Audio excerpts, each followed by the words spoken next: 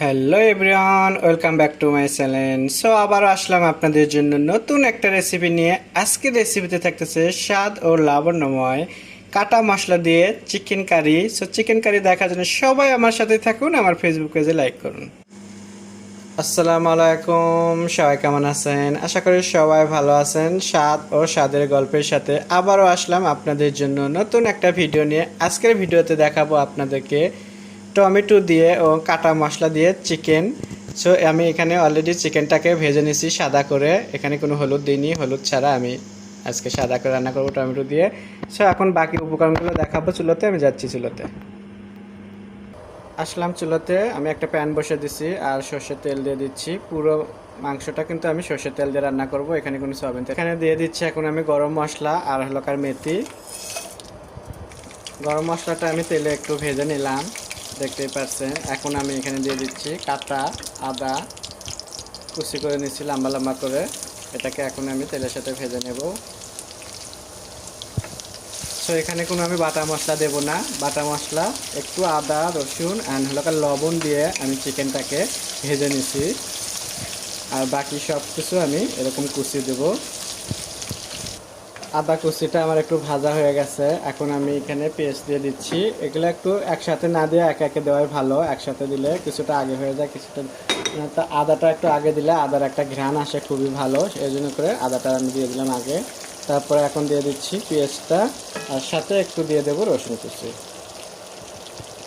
রসুন কুচিটা দিয়ে এটাকে এখন একটু ভালো করে আমি ভেজে নেব।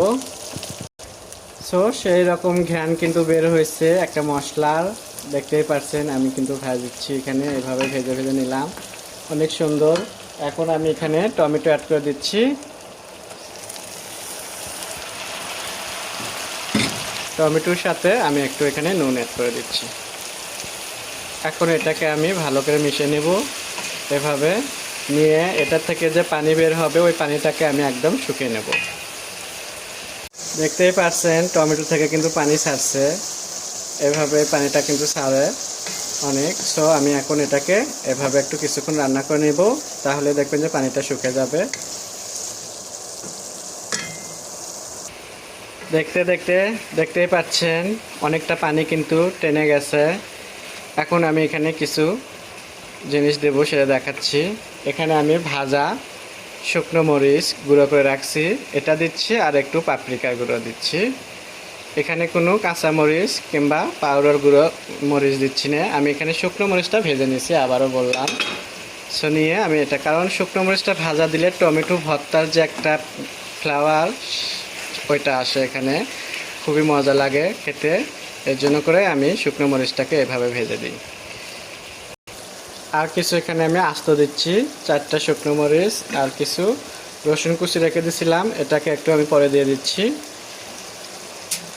দিয়ে আমি এটাকে আবারও ভালো করে মিশিয়ে নিলাম। এখন আমি এখানে চিকেনটা অ্যাড করে দেবো। তো চিকেনটা দেখাইছিলাম আগে থেকে আমার একটু ভাজা ছিল, সো আমি চিকেনটা দিয়ে দিচ্ছি। বিসমিল্লাহ। চিকেনটা দিয়ে এখন আমি এটাকে ভালো করে রান্না করব। সো রান্না শেষ হওয়া পর্যন্ত সবাই আমার সাথেই থাকবেন। চিকেনটা গ্রেভির সাথে আমার মেশানো হয়ে গেছে, দেখতেই পাচ্ছেন। এখন আমি এটাকে চুলোটা একটু কমে দিয়ে ঢাকনা দিয়ে 3 থেকে 4 মিনিট রান্না করে নেব।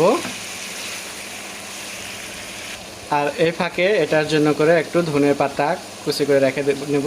সো এটাতে যদি আরও ধনে পাতা দেওয়া যায় তাহলে স্বাদের মধ্যে আরও স্বাদ, সেই স্বাদ। সো আশা করি আপনাদেরও ভালো লাগবে।